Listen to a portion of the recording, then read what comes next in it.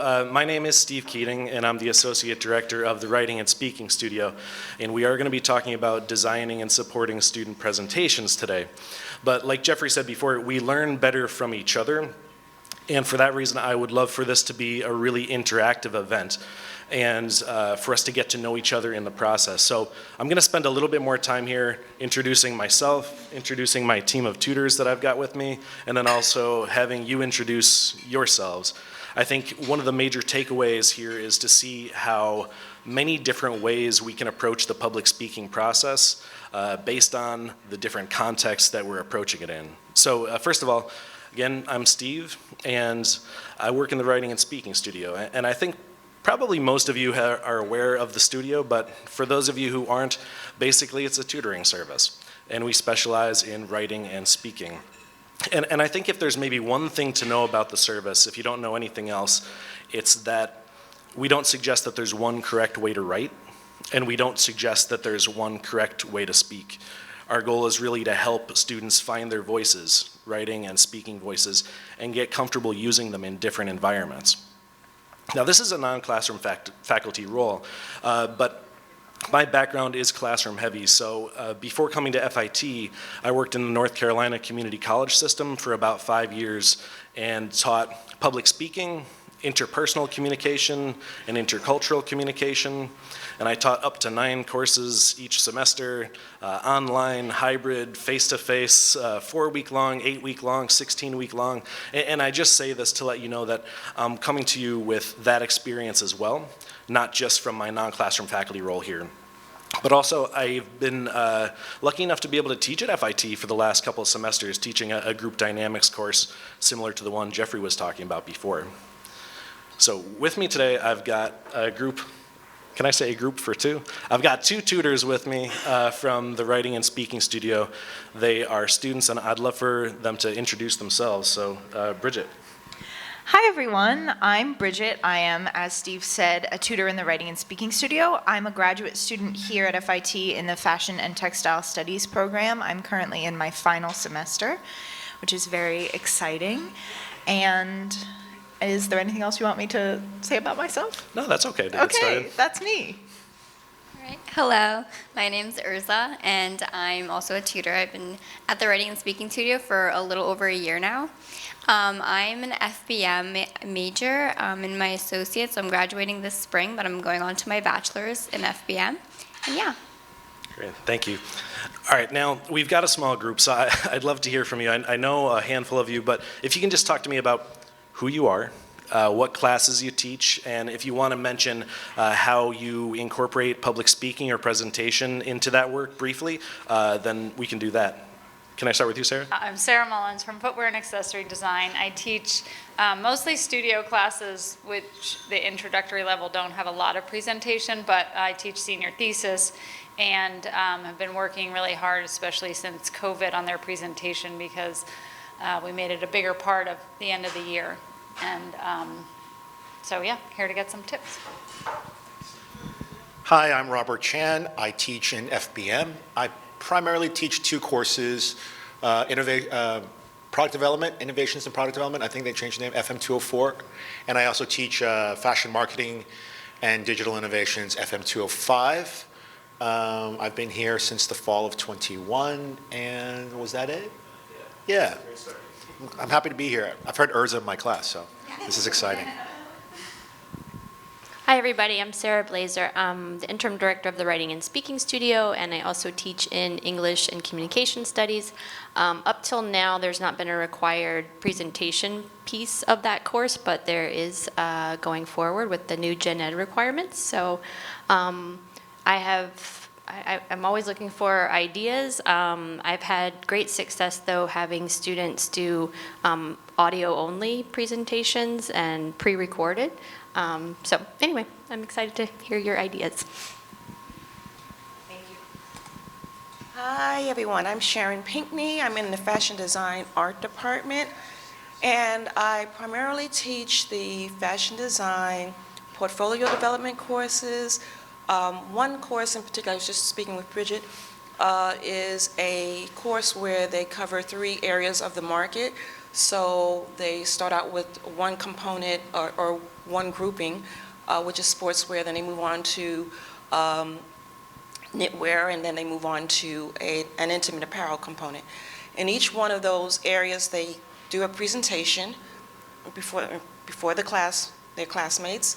And what I tend to do is make sure that they stick to a timeline where they really speak to the details, how they arrived at the collection, the development of the collection, why certain items within the collection are important without talking about each and every item. But I find that one of the most rewarding things that happened last semester was one of the students said, "Oh my gosh, I was so nervous before, but this was so easy and inviting because they had already figured out the hard parts of what you want to share."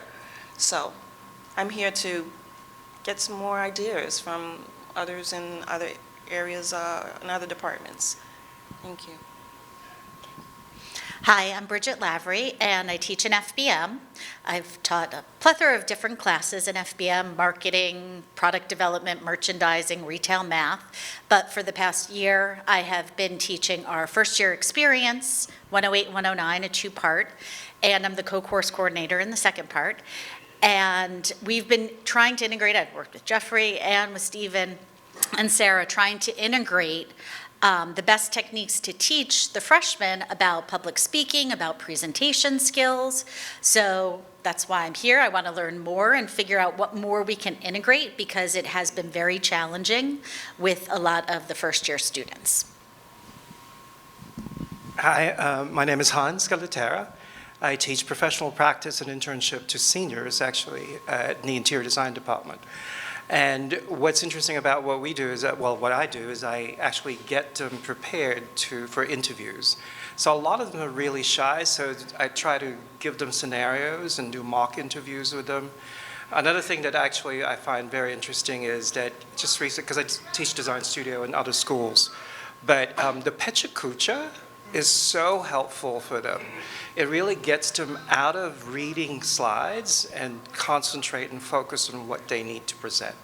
So I thought that would be Pecha Kucha. It's basically 20 seconds per slide. So they're forced to basically talk about their design ideas in that 20 seconds without reading anything. Some people call them lightning talks. Lightning talks, right.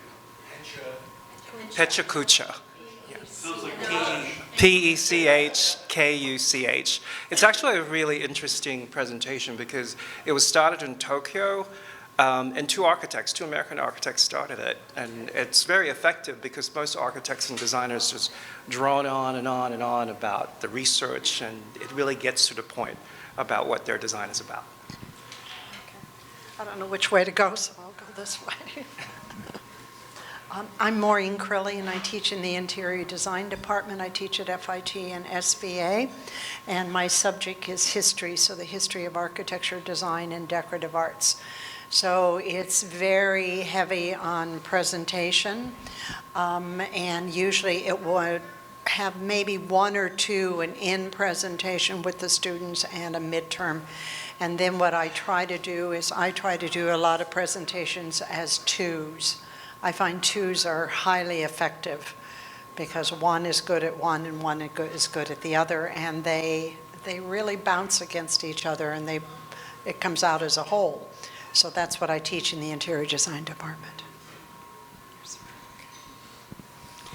My name is Lisa Hubble. I have been working with interns in the internship studies program for over 20 years, and I was really excited, given the value of meeting people in person, to find out that Bridget and Hans both have aspects of what I cover in the classroom, which is, first of all, interns are in an internship, obviously, but I meet with them 6 times to talk about not only what's happening at the internship, but how they can build their skills. And so I have a presentation in the final class where they talk about what happened at their internship, and also the industry area, salary, all of the basic components that come before a job search.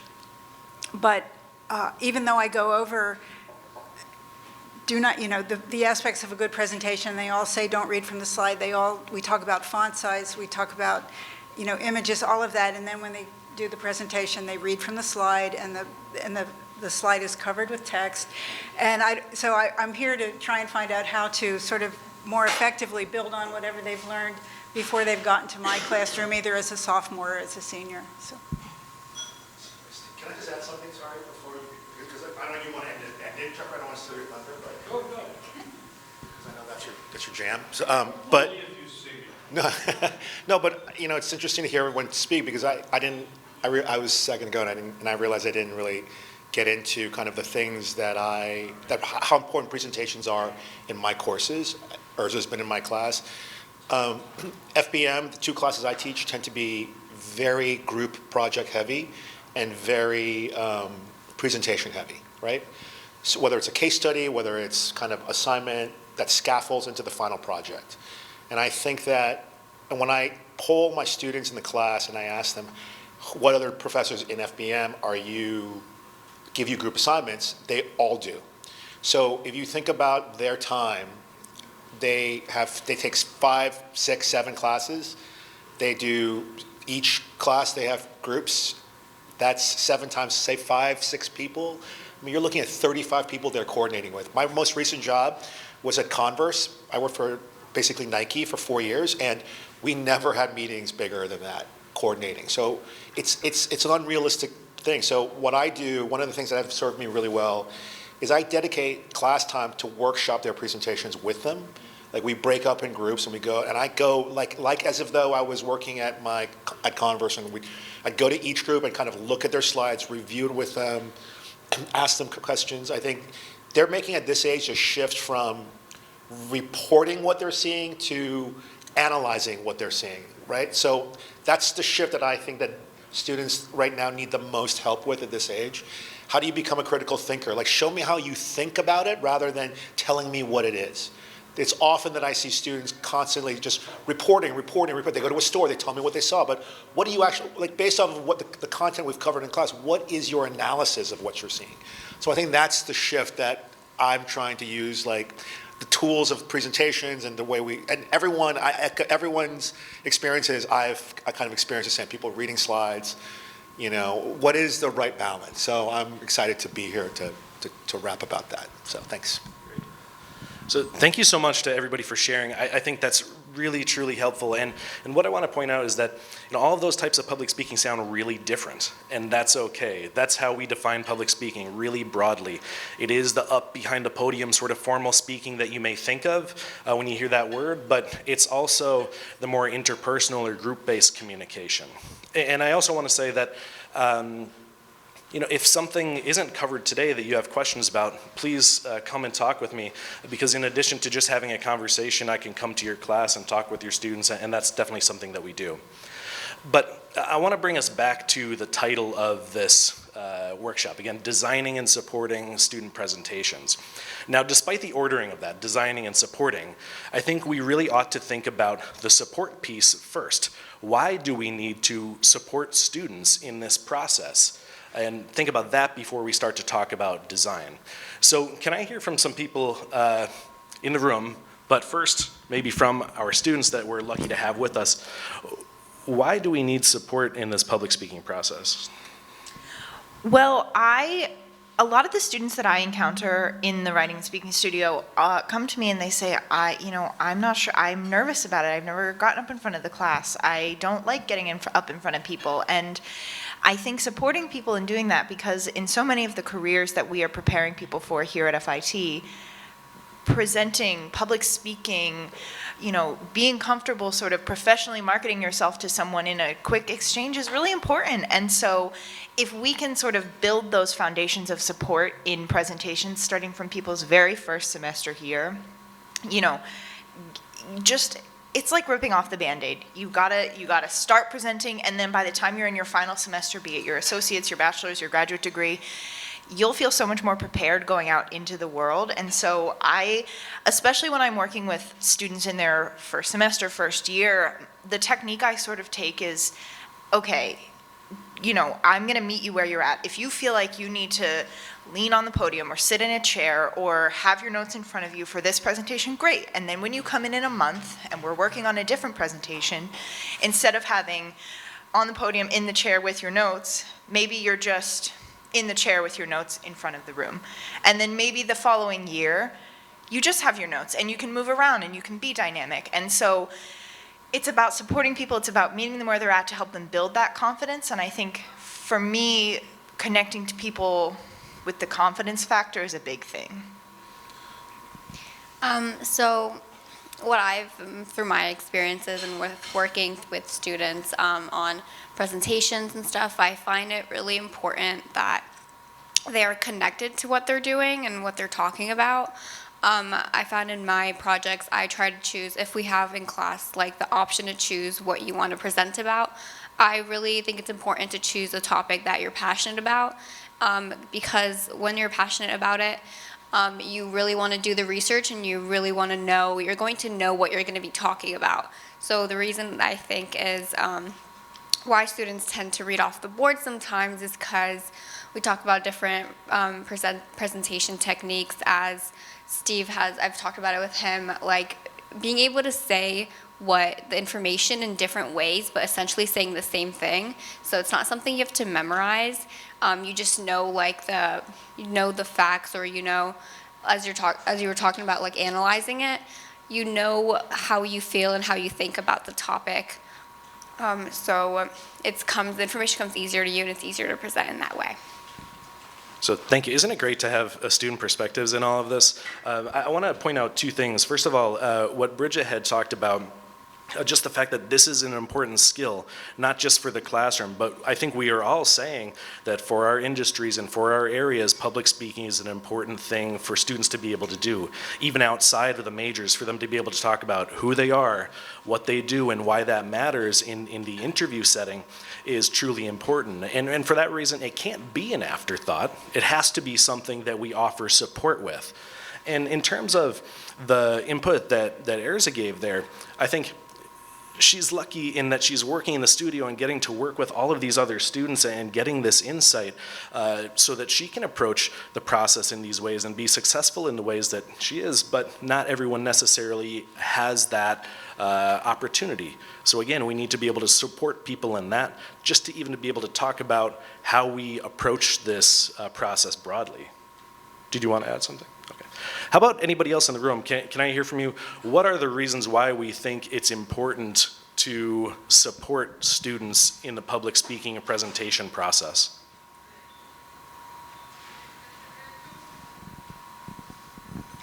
As I always say to them, don't bore the teacher. And most of their presentations are so boring you could fall asleep. You actually say that? Uh-huh. I always say, don't bore me. Don't read from the board. It's boring. Bring 3x5 cards. I said, if you bore the teacher, your grade is going to reflect it.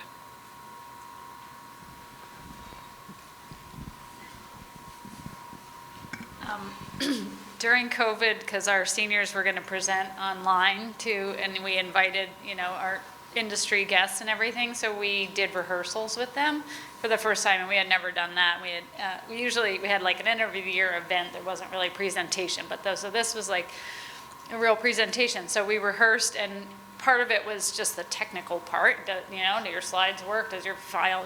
One person's in our studio or in our kitchen with their iPad with no connection, and I was like, "This is why we're practicing. Give us the file."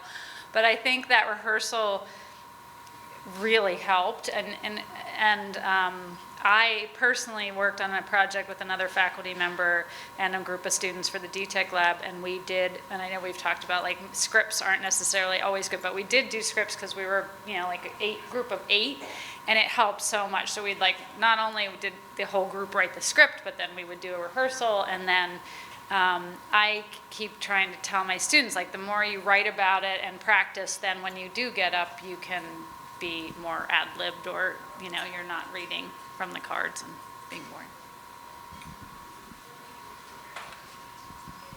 You can tell you got a room full of professors when everybody wants to talk in a microphone. I truly believe the supporting part of it is critical. And I feel that each time the student is allowed to hear the critiques from their peers, and it's amazing, they think of things that I would not have maybe captured or seen or thought about, and now they feel a camaraderie, a sense of camaraderie, and they feel that engagement that really pushes them forward. The next presentation is always even better. So if they get that initial support in the beginning and they're feeling, I usually don't comment until after the class has critiqued to their peers. And then I'll interject and I'll point to one of their peers and say, you know, I remember what you said. I'll make little notes. I pretend like I'm got the memory thing going on. I'll make little notes while they're speaking and remember what each one of them had said to the presenter. And I think at that point they start to feel like it's less of a interrogation, so to speak. It's less of me telling them what's wrong with their work as opposed to finding those areas that they did strongly, they worked hard on. I knew from working with them what they were working harder on throughout the process.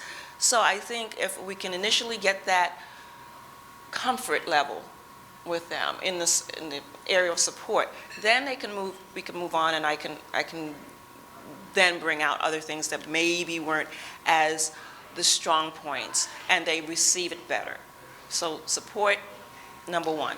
Yeah, that's great. I love to hear that. Support works, which is one of the reasons why we do it. But when we're talking about support, it's important to know that it's not just coming straight from the professor, right? This is support that we're facilitating in our classes.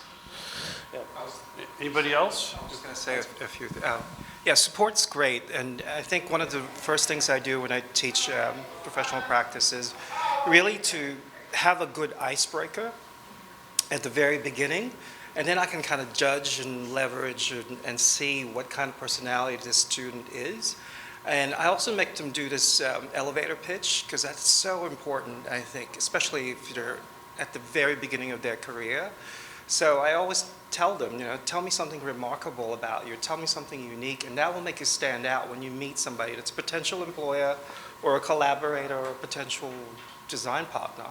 So I think that's important to note. So with the support, I think it's, what I'm struggling with is, now, I don't have any doubts about those extroverted personalities, but the introverted personalities are really hard to reach sometimes, and they just cocoon themselves.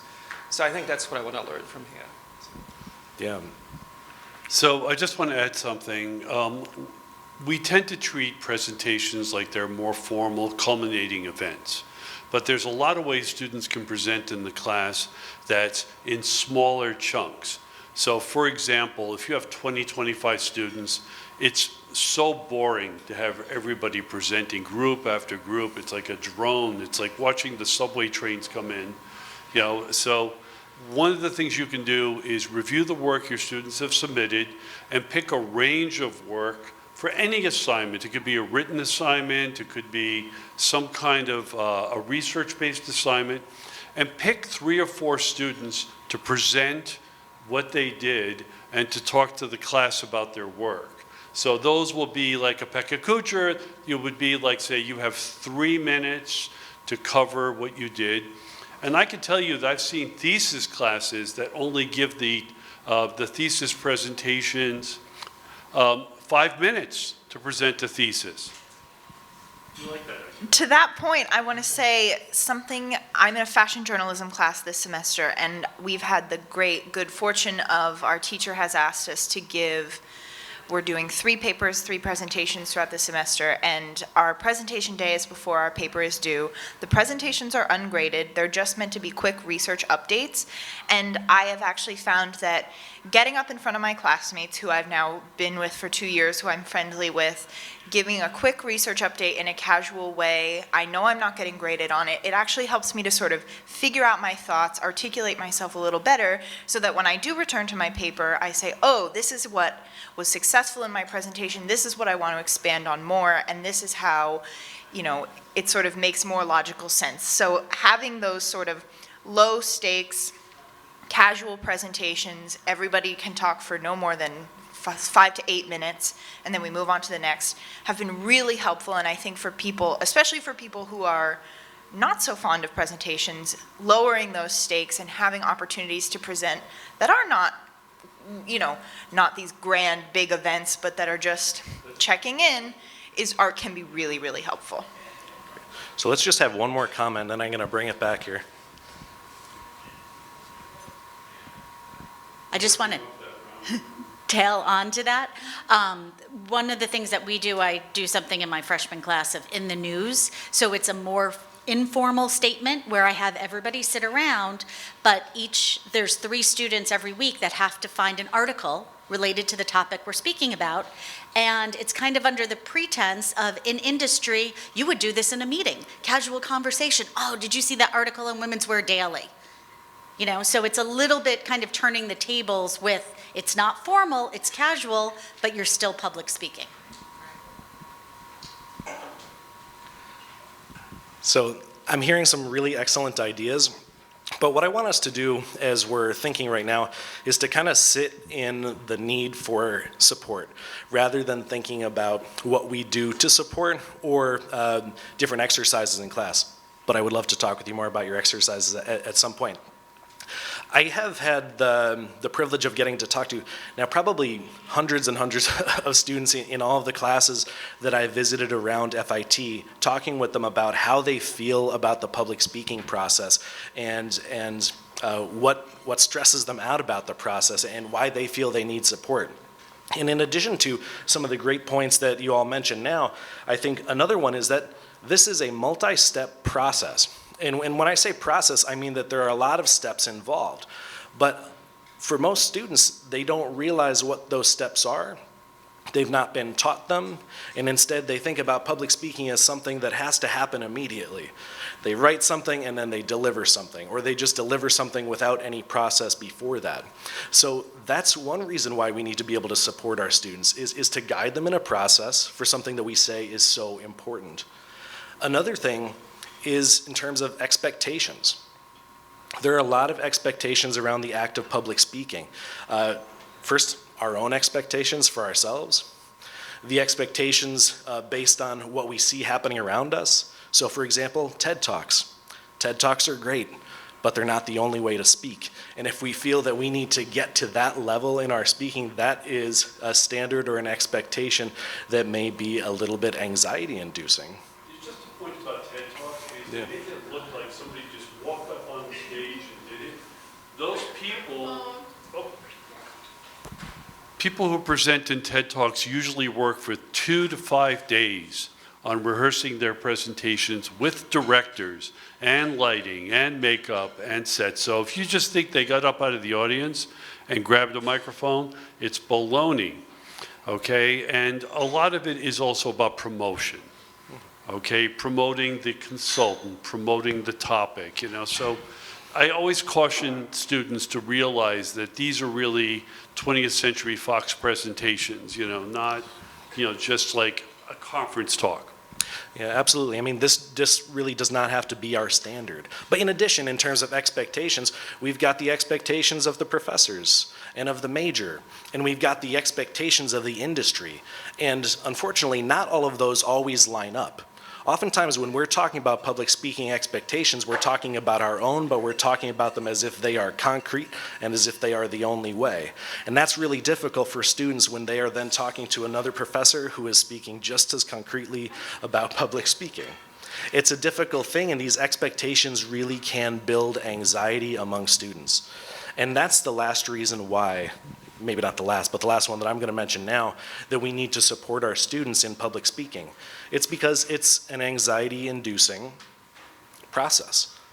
And what I'd like us to do now is to join our students in thinking about our engagement in the process rather than think about it from the perspective of a professor.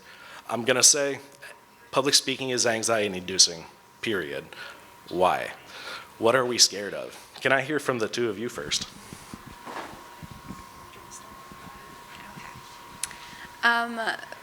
In terms of anxiety, I think I myself, even if this is like a very casual thing, I'll still get red in the face and get embarrassed for no reason.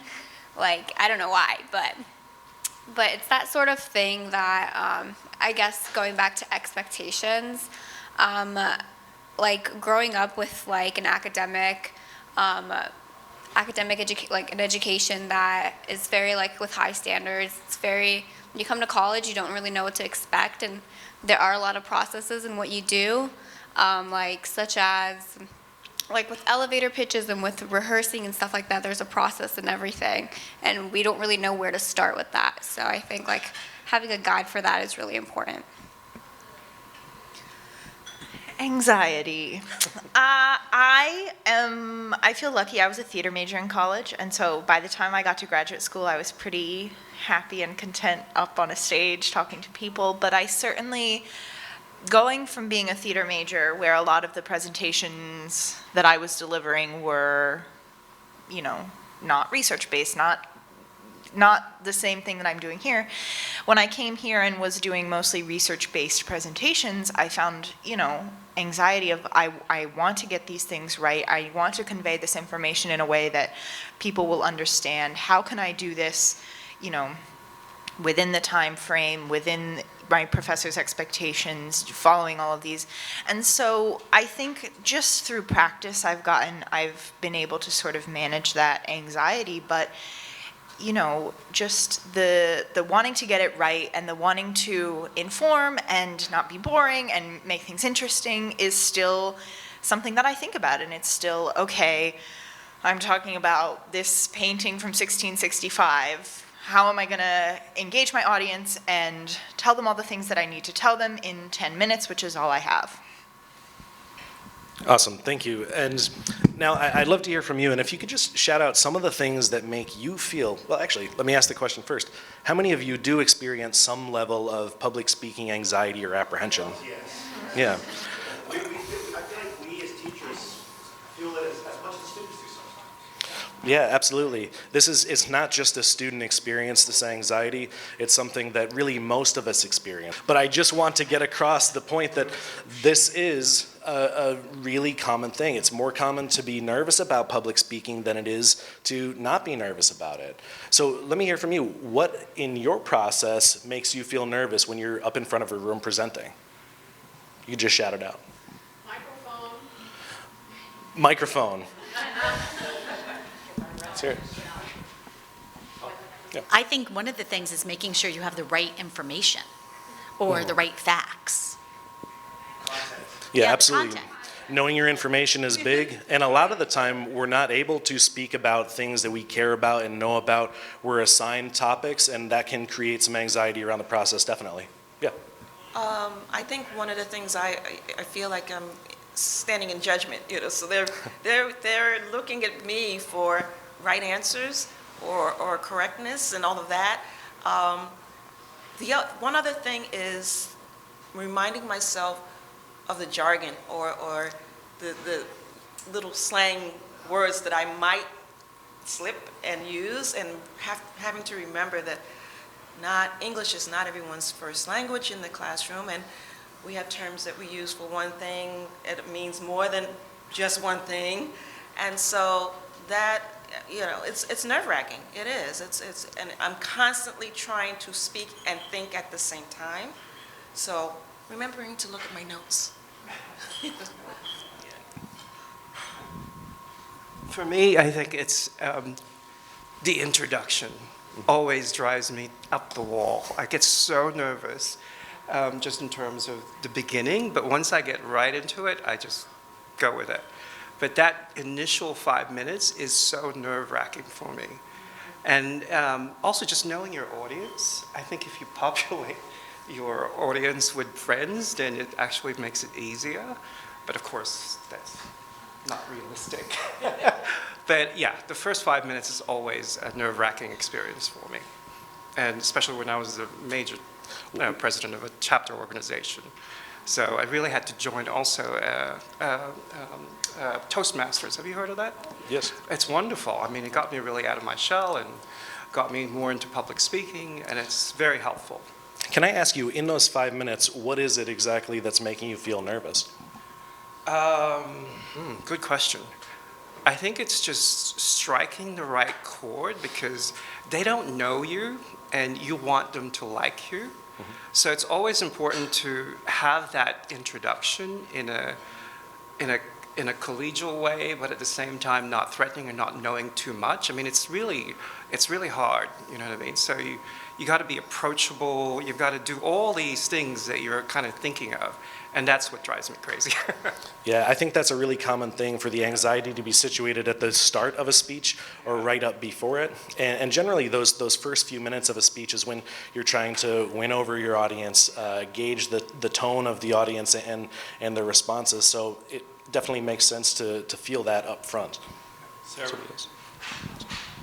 I mean, I think for me, to the content point, I get worried I'm going to forget some important part. I mean, even like at open house or like we had, what did we have, Discovery Day a few months ago or something. You know, being on stage in the amphitheater with all of my colleagues and you have 2 minutes to say what you're going to do. And I'm like, I know this. I know it, but once I start talking, will I say, you know, and the person before you might have said something, you're like, oh, I better add that, and the person after you're like, I forgot that. So just the content and making sure that you capture it in those, you know, when it's something, especially fast, when you do have 2 minutes in a group. That's absolutely another really common reason to be worried in the public speaking process. I think also, you know, it's important to know that no speech goes the way that we planned it generally. The way that we're practicing is often in this really linear way, right? We're sending a message and someone is going to receive the message, right? But in the real environment, there are a whole lot of factors at play that are going to kind of make things a little bit more difficult if we were just relying on it being what we were preparing for. Anybody else? What are you nervous about when you're speaking in public? I'm not nervous. Can I say one other thing? Of course. This is, when I have to public speak, I think of this. So I have 2 children, and they are in public school, and we've, like, in middle school and high school, if you've never enjoyed the life of New York and kids in public school, you have to visit all these schools and try and find a school and then hope that they get it. Anyway, we go to all these school tours, and these principals, assistant principals get up there and talk about their schools. And after a few, I decided if they get up there and they read a slide about their school, like, we're out, you know, because it's not doing it because they're nervous, but they don't know their actual school. They don't, and so even if you have words, you know, on the screen and you're not reading them, the words can help your audience and you won't worry about forgetting something. But that's, like, whenever I'm talking, I just think about that. Like, just know the topic enough so that people believe you're genuinely speaking about what you're presenting, you know, and that you have an interest and knowledge.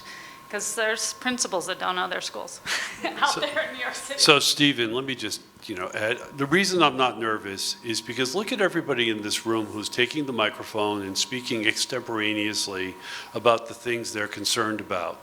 If you go into a classroom, it's not like the lecture hall, you know, like in the paper chase with like 300 students and a professor pontificating in front of a slide, you know, forever.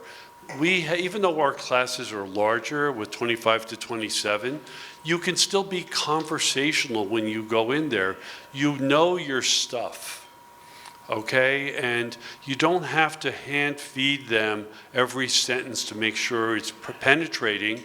You could actually give them your lecture to read and then address it in class instead. And make it more about a we, not the teacher on the mount, okay, but make it more like a we. You can, and if you make a mistake, laugh at yourself, you know, and just, you know, I said something really crazy in class like last week, where I was trying to explain to people that you have to let things happen instead of make things happen. And there's a definition of ecstasy that comes from stepping aside and letting it in, not trying to make it happen. But when you ask a bunch of 19-year-olds, do you know what the definition of ecstasy is? They're all like opening up their, you know, their pockets and say, yeah, this, you know. So we laughed about it because it was a generational thing. And I just said, you know what? I get it. I totally get it. But think about the definition that I'm giving you now as it relates to your state of mind, you know, when you do things. And so I think that it's like a dinner table, right? When people first sit down with people they don't know who they're eating with, but 10 minutes into the meal, people are talking. So I think that this is something that we develop over time, and as teachers, we've kind of been forced to get comfortable in the front of the room despite the circumstances, despite whether people are responding or not. But it's also important to know that we all have these different levels of experience with public speaking, and that we all have a different origin story when it comes to how we've come to the process of public speaking. And you know, I think that before we talk about strategies, I'm really going to push for us to think again about this anxiety, because in order to understand how we should support our students, we really need to pay attention to what it is that is concerning them. So can anybody else speak to maybe some public speaking anxiety? I think it's not unlike what other people have said.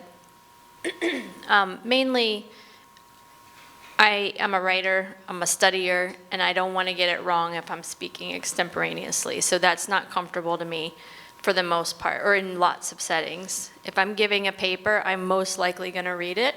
I'm going to read it dynamically. I'm going to look at people. I'm going to add stuff in as I go, but I'm going to read, and that's fine in my discipline.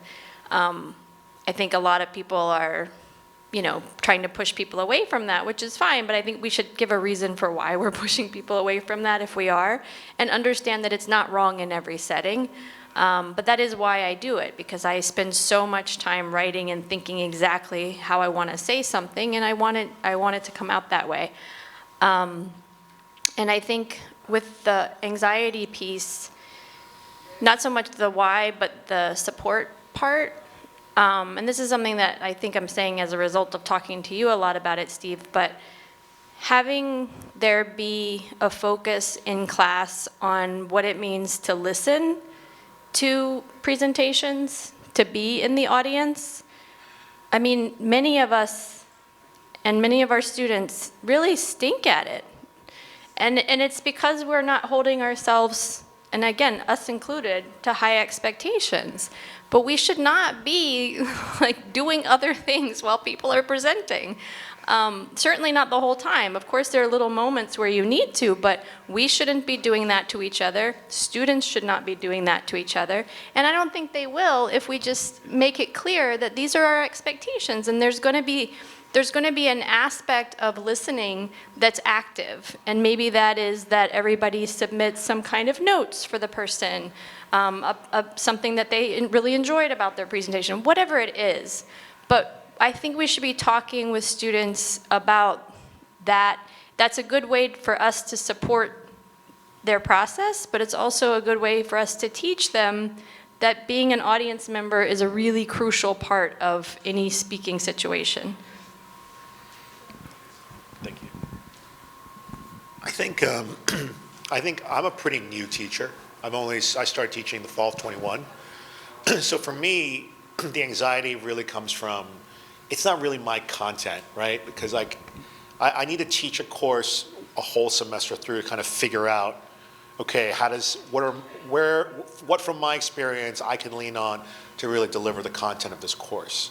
And so I think for me, the anxiety going, especially that first semester, I remember just like kind of trying to redo all my slides or doing certain slides that felt more me, you know? And I think that it was a very stressful first like full year, because you're just like, you're not used to it, because we, you know, if it's, for most of you, I'm sure you've taught for a while now and the content is yours. You own that. You can probably close your eyes and just do it automatically. I think for new teachers, to your point, Jeffrey, earlier, that, you know, for all the adjunct faculty that kind of signs on, I don't think I was really wonderfully onboarded, you know, for me. So I had to like figure it out. I spent a lot of time with Jeffrey, probably once a week, you know, during that first semester that I was teaching, because building my own confidence in terms of how to deliver the material. So that's one chunk, is the content chunk that gives me anxiety. The second chunk is just, you're in the classroom and you just want to connect with your students, you know, you want them to, because I can tell when a student looks at me when I'm delivering content, like they're into it. Like they're like shaking their heads. They're like, oh my God, like I can see the lights. I can see the lights go on. They're connecting with the content. And I can also see when they're not, you know? And I think that, and so it makes me, it's like, you were saying you're a theater major, it's like, it's performance. It's like, to a certain extent, I feel like I am performing, or I'm doing stand-up and I'm not getting the laugh I want on the beat that I want, you know what I mean? So those are the kind of things that give me anxiety and like stress. Like I want them to like, hey, it worked in my other class, why isn't it working in this class? Do you know what I mean? It's like, why is it, to your point, it's like every class is different, the vibe is different. Like my 9 a.m. Thursday morning was awesome one semester, and then my Tuesday morning 9 a.m. was like, they're literally falling asleep, they're closing their eyes, like in the class. I'm just like, dude, I can see you, you know what I mean? I literally was like, yo, you know, like, to your point, I usually ask people to, you know, no computers, no laptops today, I just want you guys to listen. Like I'll set that tone beginning from jump, and then, because the content's the content, like, you're not gonna, you have to listen and engage. So I think for me, those are the two kind of main buckets of anxiety for me. One is like the actual response in real time, and one is the actual content preparation, because especially for a new teacher, I think over time as I get more and more comfortable with the course content and I've redone the slides my way, then all of a sudden it's like you can look at a slide, you can look at the image, and then it clicks off. You know, when students present, they get nervous. Like I talk about all the time, just like, what are the 3 to 5 things you want the students to know about the slide? What is a story? What are the 3 to 5 points of stories, a part of the story I want the audience to know? Memorize those 3 to 5 things and you're good, you know, like, because that's really that's their attention span anyway in terms of their ability to absorb the content, you know, from their presentation perspective. So it's stressful, you know, for sure. Like, I think those for me are the two kind of main anxiety buckets. Steve, can I say something? Yeah, of course. Okay, Jeff, the point you made about, you know, you make a mistake, you have to be willing to laugh at yourself. Sometimes I work with students in the studio who are the opposite of me. They were not theater majors. The worst thing they can possibly imagine is making a mistake and chuckling at themselves. And so something I'm telling students who do have that real deep anxiety about getting up in public is, we are all human, and if you need to stop, if you need to take a breath, if you need to ask someone and say, can I just have a minute to collect myself and then I'll get back to it, be okay with that. Be okay with advocating for yourself in that way.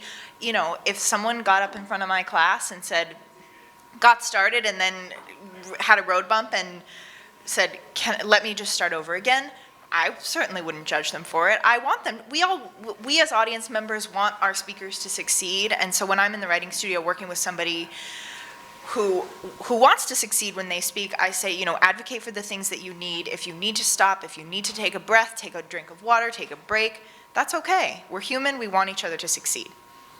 Yeah, thank you. And I think we're really getting someplace here in thinking about our own anxieties. I really appreciate all of you sharing.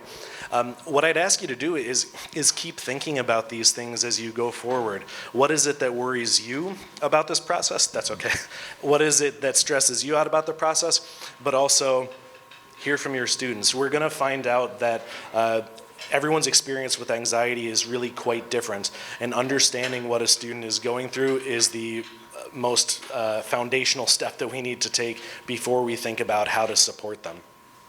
So at this point, just in terms of time, I'd like to start talking about some strategies that I use in my classes that are broad enough that they can apply to everybody, but are also open enough that students can really make them their own.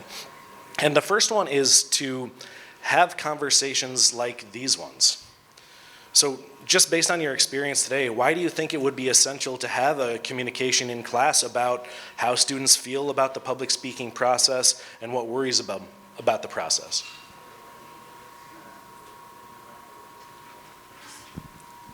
Yeah. Sure. So that's something that you say you do? Wait. So I'm saying that basically I think one way that we can make our students feel supported is to have conversations like these ones. So I'm wondering, just based on your participation in the conversation today, why do you think that would be helpful for students? I think it would be helpful to help them to relax in the delivery, you know, so that if they know the criteria in terms of timeline, I usually say, all right, everyone, try to try to not take up more than 7 minutes for your presentation. And within that 7 minutes, what do you think is the most important things that you want to share? And a lot of times, they are so excited about their collection that they know it will be an element of surprise. Certain things will be surprising to their peers. Oh, they didn't see this, because I've gone over with them and I said, okay, let's keep this under wraps. And so they're excited about that element of surprise. So I say, lead with that. So that interaction that you're talking about, we can have that kind of conversation in class. Pick the thing that you feel is going to be your most, I guess, enlightening or exciting thing for your peers to see. Maybe you want to do it in the beginning, maybe you want to save it for the end. But once they know they have that in the bag, I think that becomes something that they can sort of ride off of. Thank you. Giving them some key to confidence in that situation, giving them something that works and giving them a point of kind of success to build on is excellent. Sarah? I think when people all realize that they're sharing a similar kind of experience, whether it could be for lots of different reasons, people feel anxious about something, but that builds community and trust, and I think it makes it easier for everybody to kind of realize that they're all on the same boat, if not for all the same reasons. And I think they're more able to support each other and realize how important it is to support each other in the process. And I don't think it has to be a super long conversation. Little things like this can go a really long way.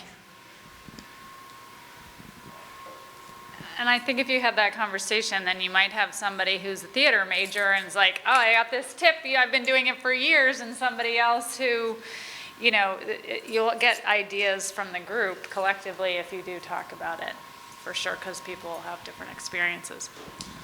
Yeah, that's a great point. Let your students teach each other in these moments. Again, we all have different strengths. We've all come to this process in a lot of different ways. But also having this conversation is important because it normalizes anxiety.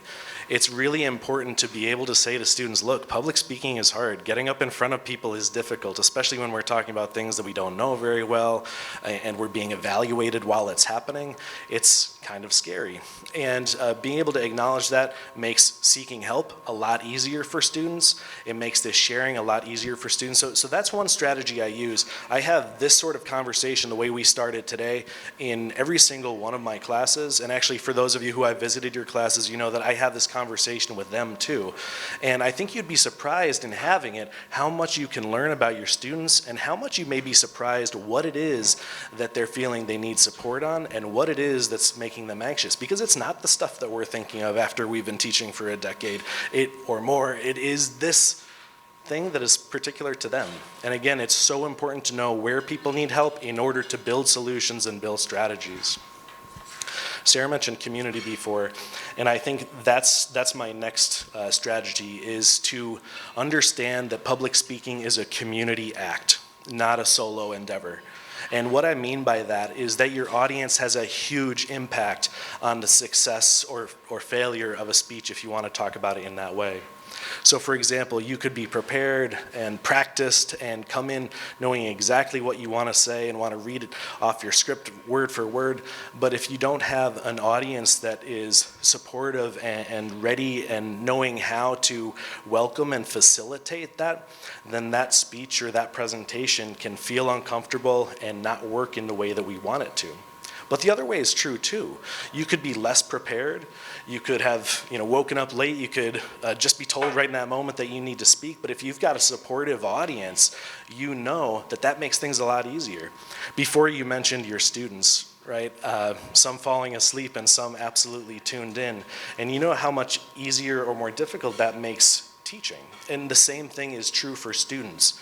And to work around this, something that I do is create a classroom communication climate contract. That's a lot of C's together at the start of my semester.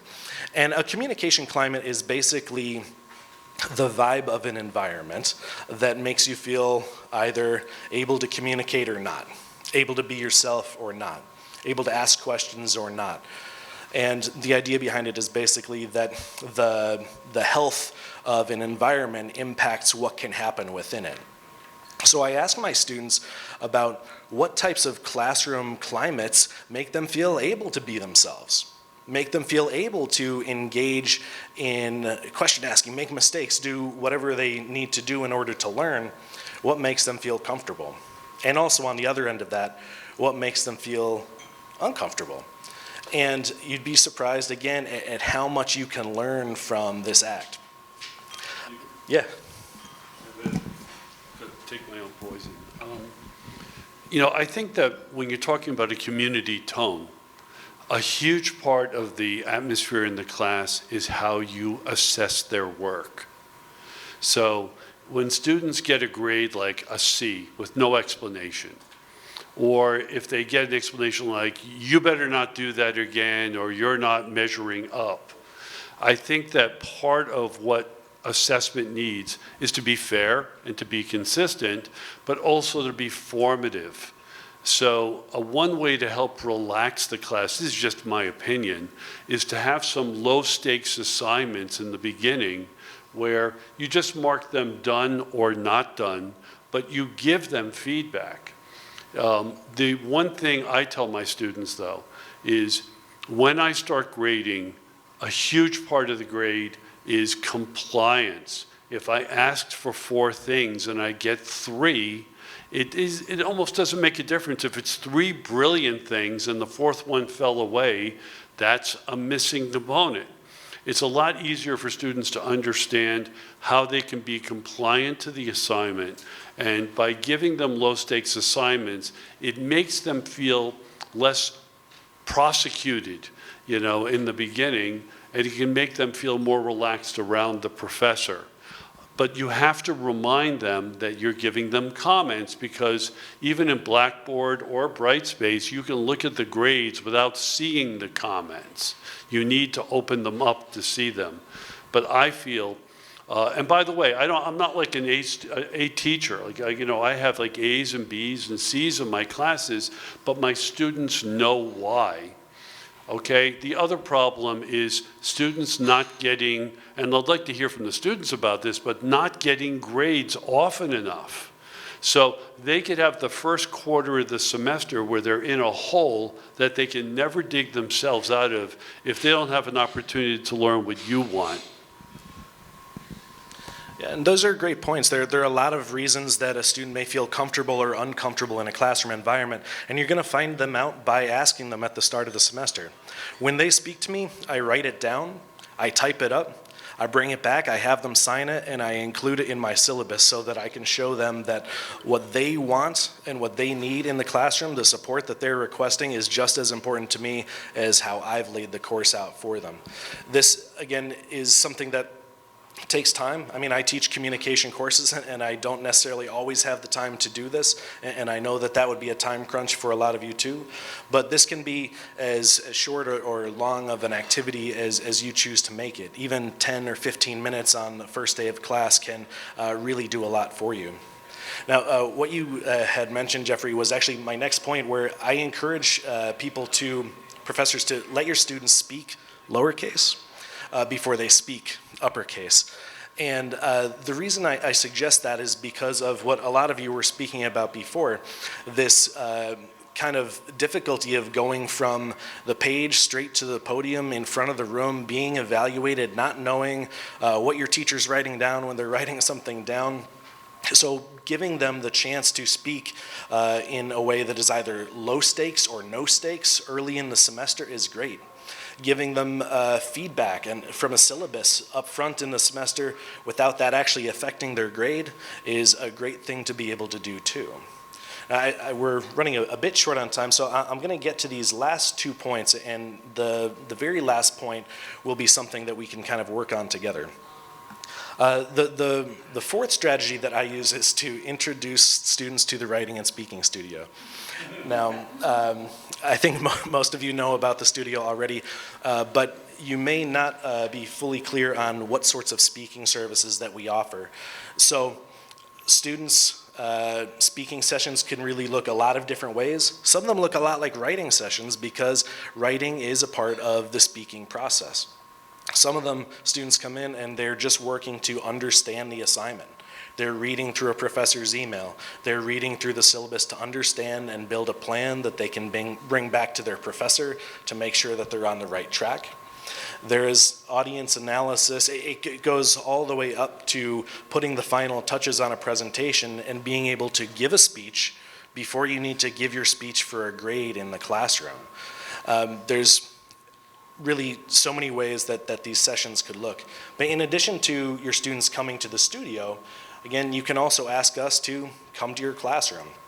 If you have more specific needs or you feel like a tailored workshop would make sense for your students as they're starting to approach this task, then we're happy to work with you. Now, last is to talk with students really clearly about the expectations that you have for them. And the way that I encourage faculty members to do that is by having a clear rubric, but explaining the rubric, talking about the rubric, negotiating the rubric with the students. So I've been using a different type of rubric that I created recently that I call a prompt-based rubric. So I've got measures on the front that may seem pretty similar to measures that you've seen in the past for presentations. Context, structure, vocal delivery, nonverbal delivery, visual aid, things along those lines. But the fact of the matter is that everybody understands those measures in very different ways. If I say I want an organized speech, then students are going to ask, well, what does organized mean to you?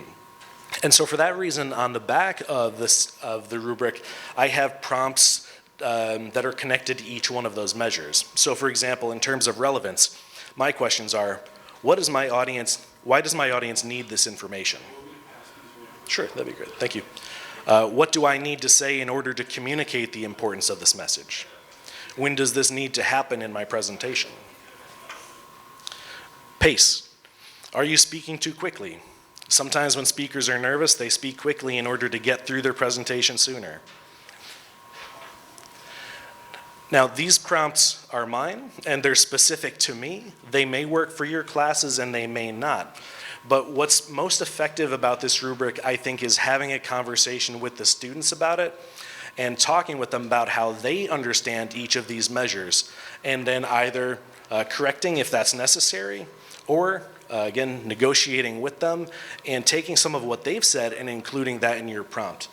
This, I think, helps students buy into the assignment in a major way, helps them to understand it much more clearly than if we just say, this is the way it is and this is what I want. And what I'd like us to do just for the end of the session today is take a look at these rubrics and try to make them your own. So you've got them here, but what I want you to do is see what's missing for your courses, see what's missing for your industry, and think about how you may prompt a student to think about this measure in a productive way. And myself, Bridget, and Erza, we're going to be available for you for a couple minutes here.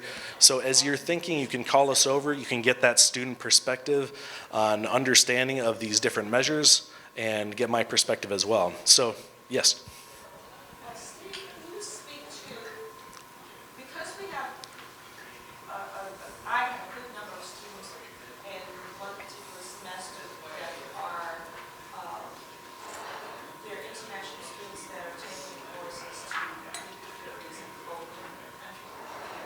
Cultural differences in terms of how they speak, how they receive, how they present are large.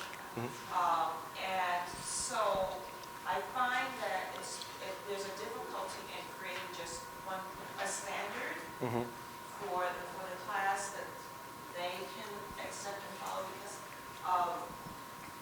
even just making eye contact, say, for example, is something that is maybe not as comfortable for them, or something they're accustomed to doing. They're speaking, I speak with my hands all the time. So simple things like that. Volume, right? Things like pace. I have certain students that use their phone to translate, or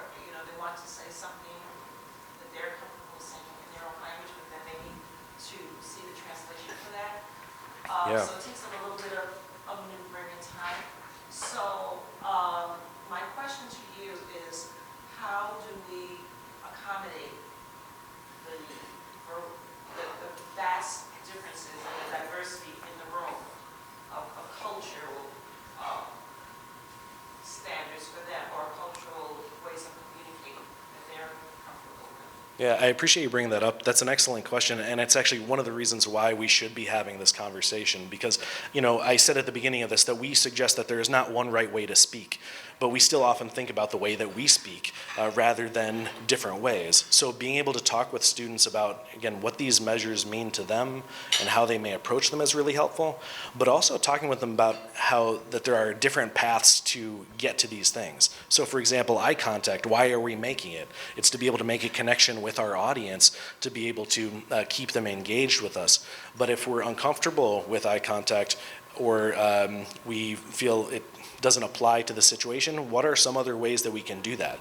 That's the negotiation of this document, and why I feel like it's so fruitful to be able to have these open conversations with students, so that there is this kind of community understanding of how we're being graded, why we're being graded, and also a lot of understanding for us, seeing, I know my student is going to approach this element of the rubric, this element of their presentation in this way. And that type of clarity and understanding, I think, is so key, and it's something that's missing from a lot of public speaking and presentation instruction. But that's a great question. Well, I was just going to say, sorry. That's right. I was just going to say that the ESL, English as a Second Language student, is a riddle, because I struggle with it in the sense that they're here. They're here to get the experience at this institution, the FIT, and they, even if culturally you're different, in this classroom, what is the expectation? Is the expectation to, hey, you still have to perform like everybody else does, i.e. eye contact, despite your cultural, differences? I struggle with that personally a lot. Like, when is it about bringing in their culture into the classroom, and when is it, hey, you've got to, you're here, you're in an American school, we're just going to, if you want to work in an American company, this is the way you're going to need to, assimilate, into, I mean, that's a bad word, but, you're going to need to adapt, it's about adaptability. How do you adapt your culture into this environment? I don't know. I don't know the answer to the question, but I don't think that, based on what you just said, it's like it's different it's case by case, but I think that's where we should, I think tools would be helpful for that, I just feel like we have to have some sort of protocol understanding, like what we're doing with ESL students, because I struggle with that. Grading as well, like the way they write, all those things. It's like, am I applying a different standard to an ESL student than I am to a regular student? I guess the answer is yes, but then is that, what is then the other criteria? What are the two criteria then, Anybody? I don't think it's an easy answer at all, and I think that everybody, because of our different disciplines, because of our different experiences professionally, because of our own abilities as teachers, it really does have to be something that you work out to some degree on your own, but with us, like this is the kind of work that we do. So I would love to have more conversation with you about this. I also just think what you were saying is a big piece of it. It's like bringing it to light, bringing it out to the surface and talking about it. Like, there are these different expectations. I do think it's important not to talk about them like it's like this in America versus this in where you're from, especially because we're so globally connected now. I mean, I just don't think it's neat at all. So I think talking about expectations as subjective, right? Like this, maybe you have something that you're not willing to negotiate. Like maybe eye contact is something that you're looking for, and you're saying, I get that some people might not be comfortable with that, and that could be people from this country or not, right? This is why, for me, it's a non-negotiable in terms of me assessing it. It's a piece. It's not the whole thing, right? But it's a piece of the assessment. And here's why. And at least you're being fair by explaining why you want that. And people can, you know, life's not always fair, right? And I think it's okay if we're being compassionate and clear about why we're asking for certain things. And you may have tons of experiences that make you feel like, okay, I get why you're on the fence on this, but I really think you need to practice it. I think you can just make that clear. And again, just be compassionate about it, but also I think it's more about stating it so that they understand why. In industry, I worked at Converse, and I was a global director of men's apparel merchandising, and we had to, and on a global team, you had to work with every geo, Asia, Latin America, Europe, Western Europe, Africa, like all over the world, and we all came in. But the one thing about Nike Converse is that if you wanted to work in that company, everyone had to present, and everyone brought their own individual flavor, but they all still had to be very like Nike Converse about them, which is like, this is what presentations look like, these are the standards of working here. So I kind of try and look at it through that filter a little bit based off of my industry experience. But again, these are students, and so then all of a sudden, to your point, it's not apples to apples. So how much of the work is, to your point, giving them, like, what are the non-negotiables, what are the negotiables, then how do I kind of disseminate that, and then, it's not an easy needle to thread, I will say. But I just thought I'd share kind of the way I think about it, because talking about anxiety, that's one of the things that gives me anxiety, Yeah, thank you both for sharing. And I think, it's important to talk about expectations and standards without thinking about them as something that we have to meet. They are things that we can be critical about and certainly depend on the organization and various things. So having that flexibility and teaching the flexibility to be able to think again about the many different paths to accomplish the thing that we're trying to accomplish is really key. But I also think it's important to think about our audiences as well. Our audiences listen in a lot of different ways and make sense of things in a lot of different ways. And for that reason, I generally tend toward encouraging my students to speak and communicate outwardly in different ways as well. But again, this is knowledge of our industries, knowledge of our majors, and again, talking with them about what our personal standards are. So I think all of that's really important, and that's what the purpose of this activity around the rubric is all about, is understanding a little bit more. Even if that doesn't give you a clear path forward, understanding is important. So in these final minutes, again, what I'd love for you to do is take a look at these rubrics and see what's missing for yourselves, and to be able to have the advantage to talk to. We have one student left with us now. The other one had to go to an appointment for the writing and speaking studio. But to be able to get that insight, and always, if you don't have the questions today, you're welcome to reach out to me or stop by my office. I'd be so happy to talk with you. And as we're kind of ending in this way, I want to thank Brian, Jeffrey, and Grace from the CET for having me and for having all of you and supporting this type of talk throughout the semester. So. Thanks, everybody.